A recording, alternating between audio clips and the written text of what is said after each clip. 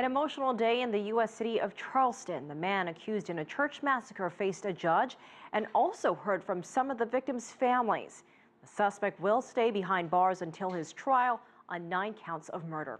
Our Roee Ruttenberg is in Charleston, outside the church where it all happened. And Roee, bring us up to speed.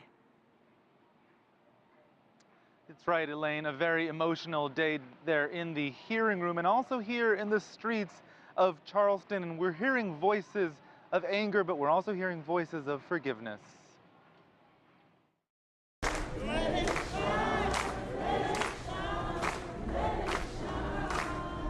Remembering those whose lives were taken.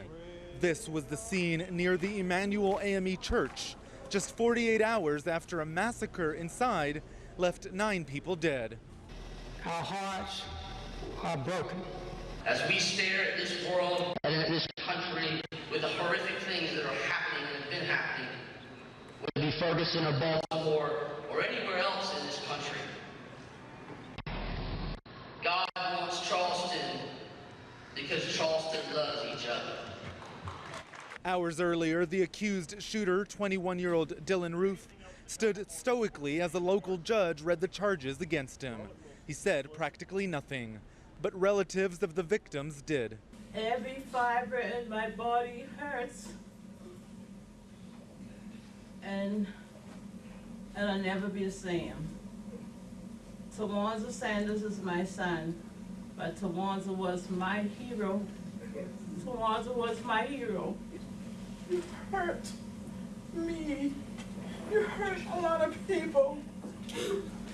But God forgive you. And I forgive you. Hate won't win. The prosecutor who will be trying Roof called for unity. My mission is to bring justice for this community, and especially for the victims in this case. Wilson is no stranger to racially divisive crimes.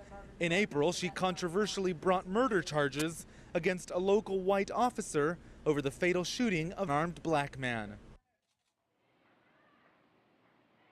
Now, Roof has reportedly confessed to authorities, but a trial due process, according to the law, is still expected. And because he allegedly killed more than one person, Elaine, Roof is likely facing the death penalty. And Roee, quite a scene, it looks like, happening behind you. Tell us more about that. Indeed, I'm not sure how much you can see, but there are some people singing, some people praying here. This is part of the vigil that slipped out down the street from the vigil that was held at the TD Arena just a few blocks away.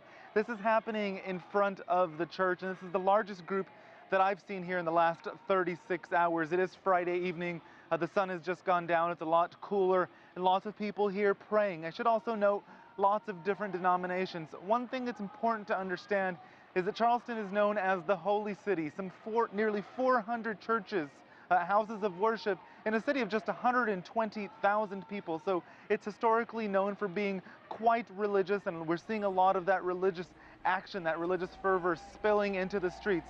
The other thing I have to point out is, we've been here now for about 36, 48 hours, and some of the warmth that we've experienced from the people here has just really been quite remarkable, and that's something that the mayor was alluding to earlier, the unity that we see here, the people that have been brought together following this very tragic attack here at the church is really something that you don't see in too many places, and you can feel that. People of all colors greeting each other in the street, handing out water, checking in on each other. Charleston is known for that southern hospitality, for having a really charming feeling, and it's really evident in the air here, and it's evident by the attitudes of the people here, despite what happened just 48 hours ago. All right, CCTV's Roee Ruttenberg live for us in Charleston, South Carolina.